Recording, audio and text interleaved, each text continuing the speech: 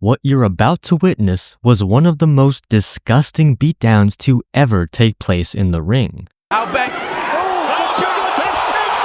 Frequently as it needs to happen. Oh, and he's got it locked again. Oh! But Ryan Garcia didn't win this fight. I mean, he dominated the fight, don't get me wrong, but he didn't win the boxing match. After testing positive for PEDs, his victory was overturned and he was banned for a year. Now, whether you believe he's innocent or not is up to you, but one thing is clear. Despite having all the tools to become champion, Garcia's biggest enemy is himself. He has God-given athleticism, but has trouble staying in the gym. I'd put his left hook up there among the best in boxing history, but he won't set it up with the jab. And this was supposed to be a title fight, a chance to write his name in boxing's history books. But Garcia drank every night during training camp and missed weight. If this is how he performs after abusing his body, how does he look when he's disciplined? Everyone, myself included, wants to see Ryan succeed. We love the excitement he brings to the sport, but if he doesn't get his act together, he'll waste his prime and never become champion. With his comeback fight on the horizon, has he finally turned a new leaf? Or will he once again be defeated by his own demons? This video is sponsored by DAZN. On May 2nd, live from Times Square, New York, we will witness a historic event with Ryan Garcia, Devin Haney, and Teofimo Lopez all returning to the ring. I'm expecting knockout after knockout. Don't miss the action and get a free 7-day trial when you buy the fight at DAZN.com/Murdoch in the description. What do Olympic gold medalist Luke Campbell and two-division world champion Devin Haney have in common? Both fell victim to Ryan Garcia's lightning-fast left hand, one to the body, the other to the chin. It is painfully obvious that Garcia has the talent and skills to win a world championship, but his potential for greatness has been hampered by self-sabotage. He might have the best left hook in boxing today, but his over-reliance on it is what makes him a limited fighter. Why jab when you can sling your left hook just as fast? Half of his knockouts are hard to see in real time. It makes for great highlights, but it covers a lot of deeply flawed holes in his game. Poor footwork, a lazy jab, and this defense, if you can call it that. Garcia has prime Manny Pacquiao speed, but he fell in love with his power and neglected what really wins fights. Thousands of hours in the gym, working on his craft, and living like a Spartan.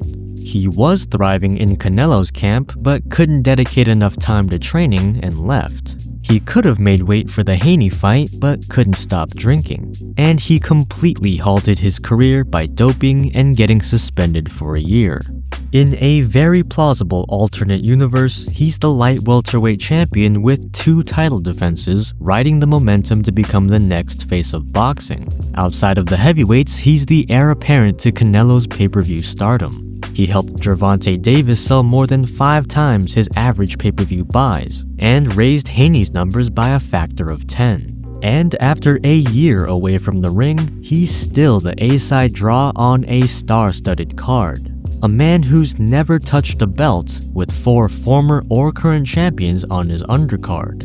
In fact, without a title on the line against Romero, Garcia is once again headlining in a non-championship main event. I could be wrong, but the last time someone had enough star power to sell a fight without a championship belt was when Mike Tyson fought Peter McNeely in his comeback after being released from prison. Garcia undeniably puts butts in seats. It doesn't matter that he's not a heavyweight, a champion, or that his hair isn't red. People pay good money to see him fight. That's why it's especially frustrating when he doesn't take training seriously, only spams left hooks during a fight, or crashes out on social media. I get that Instagram and TikTok are in part why he's able to sell so well, but his behavior has been appalling. Ryan Garcia is a victim of his own success. His antics sell more tickets at the expense of his health, and his left hook is always there to bail him out of his bad habits. Just like it did against Devin Haney. Most people only remember the knockdowns, but the first half of the fight was pretty one-sided. Haney was timing Garcia, Garcia refused to jab, and we saw the infamous silly shell defense. In fact, Ryan averaged less than 1 jab landed per round, and was steadily losing to the better boxer. When he finally did use his jab to set up the left hook, he couldn't miss. Devin barely got up from the first knockdown, and Garcia controlled the rest of the fight. 2 more knockdowns helped him edge the majority decision victory, but it wasn't exactly a masterclass performance. He was fighting off pure emotion, his poor cardio smothered his offense, and his footwork saw him getting caught out of place. With the defense like this, he's lucky that Devin can't punch himself out of a wet paper bag. Haney absolutely should have seen the left hook coming, but I think Garcia just had his number from their amateur days. I know it's popular to clown on Haney right now, but it's gotta suck to do everything right, be a master of discipline, and meticulously hone your craft all your life, just to lose to a deranged alcoholic with 1 punch. After the fight, Ryan Garcia bragged that he won despite barely training and drinking heavily. That's not something to be proud of. And it's not like he put up an all-time great performance either. His left hook just stole the show. But highlights are what get clicks and write narratives. Even with the failed drug test reverting his win and pausing his career, boxing fans can't wait to see his return. Is Rolly Romero a threat? Well, he might be a former champion, but he got the belt from a controversial stoppage in a fight he was losing. Isak Cruz made easy work of him, and Gervonta Davis completely slumped him. His claim to fame is from posting sparring footage against Garcia from when they were teenagers and trash-talking his way into big fights. And it's worked. This will be his 2nd blockbuster pay-per-view despite his lukewarm resume. He plays the villain role perfectly, talks trash to sell the fight, does good enough to make it entertaining, and gets knocked out by the hero.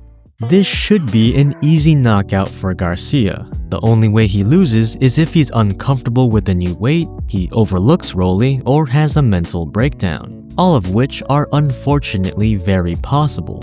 If Garcia and Haney both win, then their rematch is set.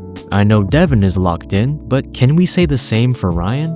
This could be an inflection point in his career, a chance to become the next face of boxing. At 26, he's already selling out arenas. And there's a case to be made that in the modern era, the titles don't really matter. It's who you fight that counts. Sure, he's lost his O, but he makes the biggest and best fights. And among his contemporaries, he's the only one who's dared to fight another.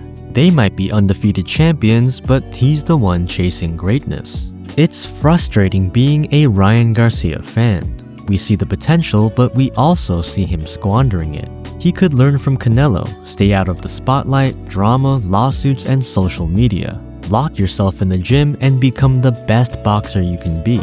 The world wants to see him at his best, but it's up to him to make it happen.